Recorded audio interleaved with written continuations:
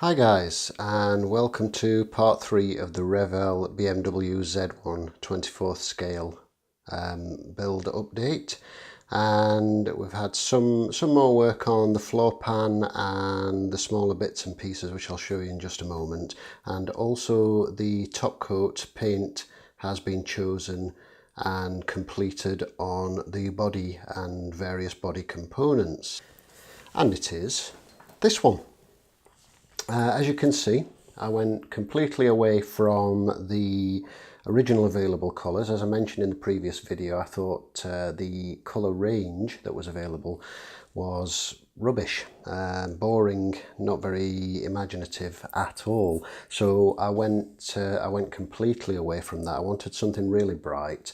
I did think about yellow. After seeing it in primer, I thought, you know, the yellow looks quite good, but then I thought, no, something a little bit different. So I went with the orange. That's a Humbrol enamel orange. I forget the number off the top of my head, but Humbrol enamel gloss orange. And following that, I thought it's all very well, you know, it looks quite nice all orange as is, but I just wanted something to break it up a little, to break up the design a little. So I put the sort of Mustang style racing stripes on there, which, as you can see, have continued right the way across the rear and the front bumpers, as well as all of the body parts, including the boot lid there. So the whole thing follows front to back of the car, obviously not on the roof, with it being a canvas roof, with it being a convertible. So that's the colour that I've chosen. It's bright orange. The stripes are, I think they're a dark sea grey, because black would have just been a bit too stark of a contrast, where I think the grey works really well. That's actually a satin finish, the sea grey. It might even be a matte, but the whole thing has been painted over with Humbrol gloss, so it's shiny, as you can see. So essentially I did the orange, the stripes, some decals like the bonnet badge and the boot badge and such, which I'll show you in greater detail in a moment, closer detail, and then clear coat over the top. So for those who use Humbrol enamels, you'll know that the drying time with the enamel paints can take a little while, hence the delay from the last update. Starting at the rear, we're going to work forward. As you can see here, we've got the rear bumper, and the paint as described previously. It's got the moulding, full moulded shape with the slots and then the cutouts for the exhaust pipes. And this scoop here, it's important to paint the boot liner, or rather the exterior as well as the interior of the boot liner black, because that portion there will be visible through that scoop. We then have the boot lid. Now just make sure that's focused. And on there are 3 decals. You've got the key slot decal to the left, the Z1 decal to the right, and the BMW badge on the boot lid in the middle. So the paint was applied first, then the stripes, then the decals, and then a gloss coat over those to seal them in once they'd dried and set. And same principle for the paint. The underside has just had a sort of a skim of the orange colour, which I'm going to leave like that. Actually, I may paint that black. I'm not decided yet, but the hinges are going to be painted black, or something metallic looking, something of that nature. The next portion we have is the body shell itself, and you can see there on these portions, this has been painted with Tamiya rubber black, which is the first time I've used this paint. It gave me a really nice finish on the roof, which I'll show you in just a moment. But what I'm going to do with this portion is give this a coat of clear, or future, or whatever you want to call it, which gives it a little bit of a nice gloss, like the dashboard there, because this is exactly the same, painted in rubber black with a coat of future or clear on it. I'm going to give that a coat of clear, Then apply the decals accordingly, and then maybe another coat of clear if necessary. I'll sort of work that out from there, and then pick out any colours that need to be picked out accordingly from there. You can see the only actual stripes on the body tub itself are these portions on the convertible roof cover. So that's the body tub with the colour done. And then we have the bonnet or the hood, depending on whether you are British or American, and the BMW logo badge on the bonnet, and then the underside, which again, much like the boot lid, has just had a skim of the orange without any gloss varnish. The central portion needs to be painted black, like an underside hood liner, as do the hinges and this flexible bar here that allows the bonnet to hinge. And then we have the front bumper, much the same as the rear, with the BMW logo cutouts, and then the orange paint and the grey stripes, and then the gloss paint. And it has an insert, this portion here, which fits in behind it, which I'm going to pick out the grille portions in silver a little later. It doesn't actually state that on the kit, but I think that will look quite nice, so I'm going to go ahead and do that, seeing as the paint job's not standard anyway. I'm not going for standard. And then we have the seat backs, which fit to the backs of the seats, obviously, which are painted in body colour. In this case, orange. These aren't clear coated; they're just gloss orange straight from the airbrush. And finally, well, actually not finally, but I can sort of do the whole lot in one go. And finally, so we've got the doors here and here, which fit onto these portions which slide up and down, and the wing mirrors. Now, on the box, it shows the windscreen uprights painted in body colour. I specifically chose not to do that because I wanted a sort of stark contrast between the bright body colour and the windscreen surround. So the windscreen surround has just been painted with Humbrol satin black and gloss coated along with the body when I painted the body shell. So it's essentially a glossy satin black, the uprights that you're going to see, and then the remainder of it. So I wanted that to stand out in quite stark contrast to the rest of the bodywork rather than have it body coloured.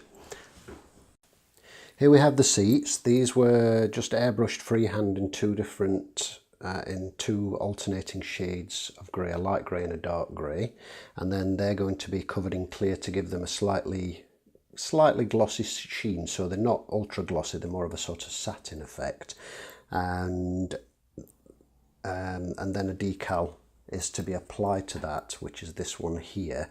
I'm not sure yet if I'm going to go ahead and do that. I'm actually going to apply one, see what it looks like, and if I don't like the look, I'll remove it, but if I do, I'll do both of them. And what else do we have? The engine and bits are painted in silver.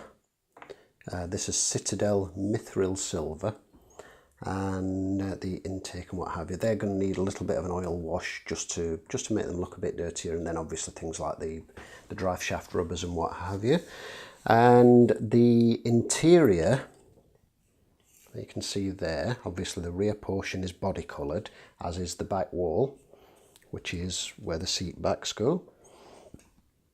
The flooring is dark grey, and then the centre console is rubber black again, Tamiya rubber black, same as the dashboard, and that's going to be given a coat of clear like the dashboard. And the steering wheel, which you can see there, waiting to go on.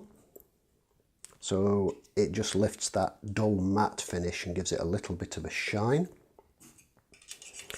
And we've got a couple of bits painted in white, which are reservoir bottles. This was Citadel Skull White. It's not a colour I enjoy painting. The inner door cards and the inner sliding door portions are painted in dark grey, same as the floor pan.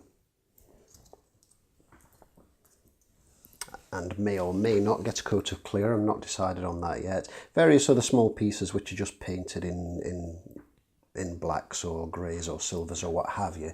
The one piece that I'm really pleased with is the hood. I think this has come out really nicely. It looks, I don't know how well it's going to come across on the video, but the Tamiya rubber black, which I use NATO black for plastic tyres because I think it's a more realistic tyre rubber black, whereas rubber black is supposed to be for this kind of thing, but I still find it a little too black to use for tyres, and I will continue to use NATO black for plastic tyres. But rubber black for fabric, such as this roof, is, I think, gives a really realistic finish. I think that's a really nice finish. So Tamiya rubber black on the roof. I'm very pleased with that one. So there are still a few bits and pieces to finish up. I'll just show you the floor pan here. And this is painted in Humbrol satin black, which took much longer to cure than they normally do. And then the central portions here are picked out in Citadel mithril silver and stainless steel, chainmail I think it's called, and buffed very slightly. Now they're not super glossy when you buff them, but it does give them a little bit of a sheen, and the difference between them is very subtle, but I didn't want it all to be the same colour. And the exhaust portions then fit into here. They've yet to be sprayed, and they're going to be sprayed in Humbrol metal coat polished stainless, like the Capris previously, which gives a really nice realistic finish. And then a little bit of sort of dusting and weathering on the underside to finish that off. And what else do we have? Over here, I'll just show you a couple of these. These are the inner wheel portions that fit to here, like so. They fit onto there and sandwich together, and then your tyres go onto them. And the reason they're masked off like this is because these are a solid disc and these are spoked wheels. You can see through them. Now, I sprayed them black, which is fine, but you would be able to see the brake discs through them and on the real thing. Now you do get decals to put onto them for that purpose, which look like this, but I don't think they're particularly nice or realistic. And because I don't think the decals look very realistic, what I'm going to do is spray these with Humbrol metal coat polished stainless when I do the exhaust. I'll do them all at the same time so that I can buff those up and then glue the other half of the wheel on, which should give it a much more realistic brake disc appearance. And I used a circle cutter on ordinary masking tape to make these round templates, and you just have to place them on very carefully. So that's going to be painted in polished stainless Humbrol metal coat and buffed to give the appearance of brake discs. And I think that is about where we are at the moment.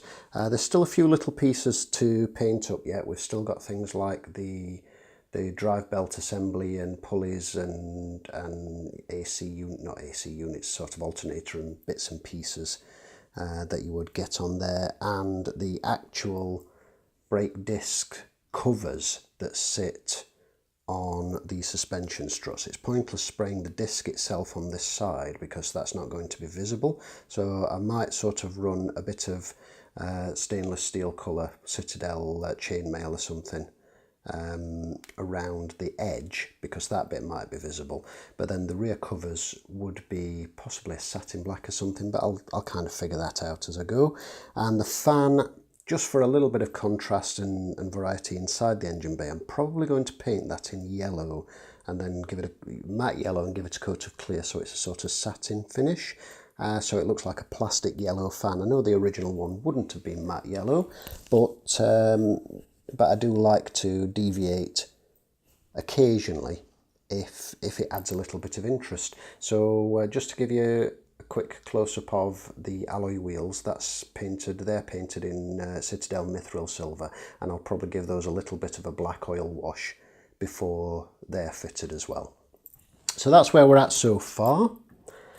So with a nice bright body colour, and I'm very pleased with that. I don't know what you guys think, but hopefully, you know, hopefully you like that. But there we are so far. That's the update at the moment. So thank you for watching, and we'll catch you in the next video, where we should be either very near to or just getting completed. So thank you for watching.